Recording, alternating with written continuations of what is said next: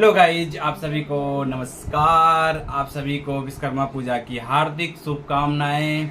चलिए गाइज, बात करते हैं ना। देखिए क्या होता है कि आप लोग जो है ना तर्क वितर्क में फंसे रहते हैं। तर्क वितर्क क्या होता है कि जब भी कोई डाउट आता है, जब भी आपको कोई सिचुएशन, जैसे किसी को हाथ धोने वाली होती है बीमारी, जैसे कि मन में डाउट आ जाता है, हाथ साफ है फिर भी लग रहा होता है कि हाथ गंदा है, आप जा करके बार बार साफ सफाई कर रहे होते हैं, हाथ धो रहे होते हैं। और उसके बाद कहीं जैसे रिलीजियस ओसीडी में क्या होता है कि आप जाते हैं और जो है कि जाते हैं भगवान के मंदिर के पास, जाते हैं या फोटो के पास जाते हैं, देखते हैं मन कुछ चढ़ाने का विचार आने लगता है, मन्नत का विचार आने लगता है, अपने आप आने लगता है। अब जो है आप कहते हैं कहीं कहीं ये मन्नत हम नहीं चढ़ाए तो भगवान हमको सजा दे देंगे। अब इसके ऊपर तक क्या जो है कि ये अपने आप गया, हमको चढ़ाना पड़ेगा क्या, तर्क वितर्क करते रहते हैं ना। इससे क्या होता है, आपका कॉन्फिडेंस कम होता है, आपका जो है ना जो ये क्या होता है झूठा विचार के ऊपर जो तर्क वितर्क करते रहते हैं, तो ये जो है कि क्या होता है कि आपका कॉन्फिडेंस कम करता है और डर बढ़ जाता है आपका। और इससे क्या होता है कि आपकी बीमारी बढ़ जाती है। डर बढ़ रहा है, बीमारी बढ़ रहा है, मतलब तर्क वितर्क में कंफ्यूजन में हो रहे हैं। आपका माइंड क्या करता है, क्लियर डायरेक्शन नहीं मिलता है, इनको जो है ना डाउट में फंसा होता है। कहीं हम जो है जो गंदा लग रहा है लेकिन दिखाई नहीं पड़ रहा है, लेकिन लग रहा है मन में गंदा है, अब नहीं धोएंगे तो हमारा नुकसान हो जाएगा, अगर नहीं धोए तो हमारा बुरा हो जाएगा, इस टाइप का आ रहा है।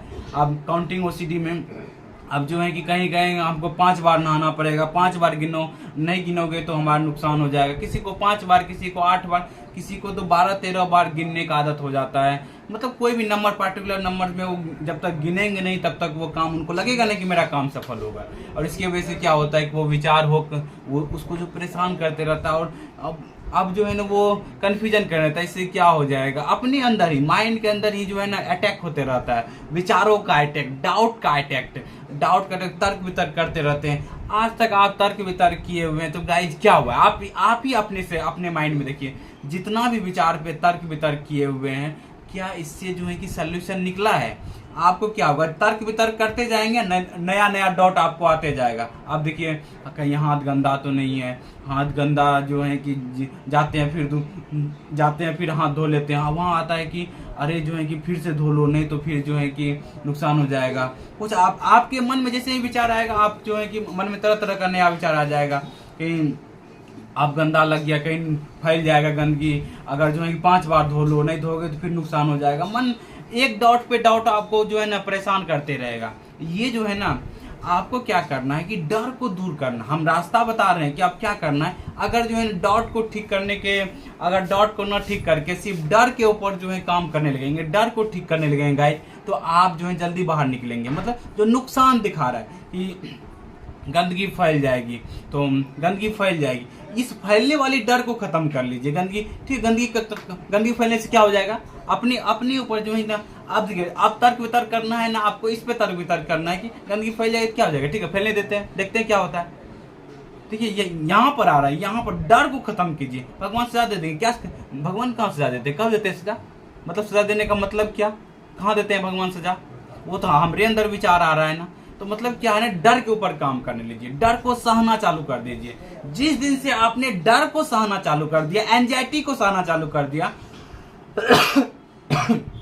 उस दिन से गाइज आपका जो है ना ये जो बीमारी धीरे धीरे खत्म होने लगेगी और आपका आत्मविश्वास बढ़ेगा, डर का लेवल कम हो जाएगा और आप बीमारी से धीरे धीरे बाहर निकलने लगेंगे गाइज। तो यही चीज है कि हम क्या कर रहे हैं कि आपको डर के ऊपर डाउट जो आ रहा है, डाउट क्या मतलब कि कहीं जो है कि मतलब मन्नत आ गया, चढ़ाना नहीं पड़ेगा क्या, जो विचार आ रहे हैं क्या भगवान सजा दे देंगे क्या, यहाँ भगवान सजा दे देंगे, ये क्या है, डर है। डाउट क्या है कि हमें मन्नत का विचार आया, कहीं हमको चढ़ाना पड़ेगा, नहीं चढ़ाएंगे तो क्या हो जाएगा, भगवान सजा नहीं दे देंगे, भगवान सजा दे देंगे, ये डर है। और ये जो आ रहा है मन्नत का विचार जो आ रहा है, ये डाउट है। डाउट के ऊपर तक मत कीजिए, कहिए कि हमें बीमारी हुई है, मतलब रिएक्ट मत कीजिए, रिएक्ट मत कीजिए, बोलिए कि ये ओसीडी की बीमारी हुई जिनके कारण से हमें हो रहा है, तब जाकर के धीरे धीरे आप गाइस इस बीमारी से बाहर निकलने लगेंगे।